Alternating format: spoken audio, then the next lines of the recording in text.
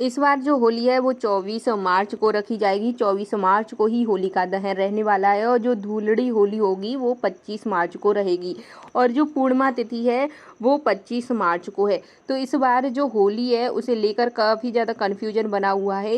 होली के दिन भद्रा का साया रहने वाला है, तो आपको पूजा कैसे करनी है, किस तरीके से करनी है, पूज्य गुरुदेव ने बताया है। तो आपको आज के इस वीडियो में पूजा का सही मुहूर्त और भद्रा का समय नोट करने के साथ साथ 25 मार्च यानी कि सोमवार के दिन भगवान भोलेनाथ की पूजा कैसे करनी है और विशेष रूप से 1.25 लाख चावल का उपाय आपको इस दिन कैसे करना है, जो कि आपके घर में सुख समृद्धि देगा और भगवान भोलेनाथ की कृपा को प्राप्त कराएगा। साथ ही इस बार की जो होली है वो आपके सारे दुखों का नाश करेगी। घर का कोई भी परेशानी हो, कोई भी रुकावटें होंगी, वो सारी की सारी समस्या आपकी दूर होने वाली है। तो सबसे पहले मैं आपको जो होली है यानी कि होली की पूजन का समय और होली दहन का समय है वो आपको बता देती हूँ, अच्छे से आपको नोट कर लेना है। देखिए, इस बार जो पूर्णिमा तिथि है वो 24 मार्च को सुबह 9:55 से प्रारंभ होगी, जो कि 25 मार्च को दोपहर 12:30 पे समाप्त रहने वाली है। तो ऐसे में 25 मार्च को आप होली दहन नहीं कर सकते हैं, 24 मार्च को ही आपको होली दहन करना है। परंतु बात यहाँ पे ये है कि जो भद्रा है, जो भद्रा का साया रहने वाला है वो 24 मार्च को 9:24 से लेकर रात्रि 10:27 तक रहेगा। पूरे दिन भद्रा का साया रहेगा। तो ऐसे में आप पूजा पाठ नहीं कर पाएंगे, जो होली पूजन रहेगा वो आप नहीं कर सकती हैं।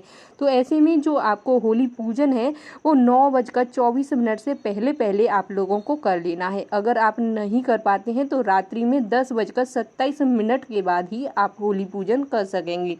और जो होली दहन रहेगा यानी कि होली में जो अग्नि लगेगी वो 10:27 के बाद, यानी भद्रा का साया जब खत्म हो जाएगा तो ही आप जो होली में अग्नि लगा सकते हैं। तो अब आपको यहाँ से क्लियर हो गया होगा कि जो भद्रा का साया है वो कब से कब तक रहने वाला है। भद्रा साया में आपको बिल्कुल भी पूजा नहीं करनी है और धूलड़ी होली रहेगी 25 मार्च को। तो अब जो 25 मार्च को धूलड़ी होली रहेगी यानी इस दिन पूर्णिमा तिथि रहेगी, क्योंकि पूर्णिमा तिथि उदया तिथि के अनुसार मानी जाती है। तो 25 मार्च को ही पूर्णिमा तिथि मनाई जाएगी। तो पूर्णिमा तिथि का जो महिलाएं व्रत रखती हैं वो 25 मार्च को व्रत रखेंगी।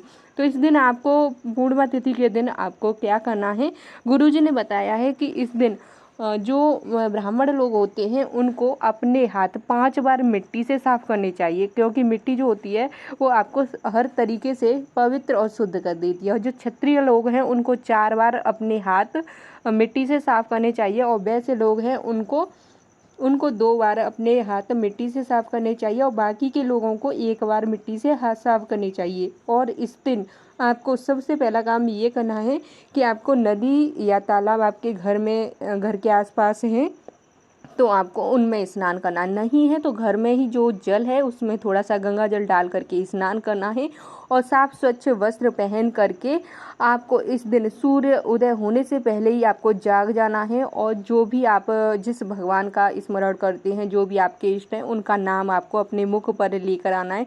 वैसे तो पूर्णिमा तिथि जो होती है वो भगवान श्री हरि के लिए होती है, तो उस दिन आप भगवान श्री नारायण का नाम स्मरण करें और उनका कोई भी मंत्र अगर आपको आता है तो उस मंत्र का जाप आप कर सकते हैं।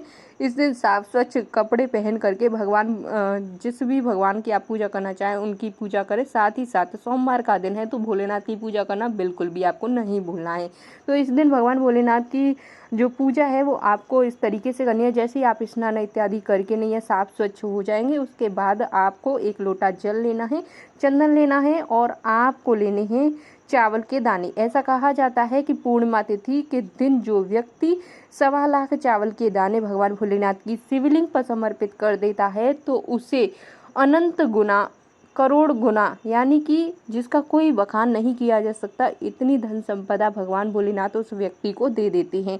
तो आपको जितना हो सके उतने चावल ले करके आपको भगवान भोलेनाथ के मंदिर में जाना है। ध्यान रहे जितने भी चावल लेते हैं कोई भी चावल खंडित नहीं होना चाहिए, टूटा फूटा चावल नहीं होना चाहिए। साथ में आपको हरी दुर्वा लेनी है और आपको लेना है कपूर और कनेर का पुष्प जो होता है वो भोलेनाथ को बहुत ज़्यादा प्रिय होता है। ये सामग्री आपको ले करके और साथ ही एक लोटा जल लेकर के सीधा भगवान भोलेनाथ के मंदिर जाना है। साथ ही एक घी का दीपक लेकर के जाना है और आपको भगवान भोलेनाथ की पूजा अभिषेक करना है और अपनी मनोकामना बोलते हुए जो चावल के दाने हैं वो शिवलिंग पर आपको समर्पित कर देने हैं।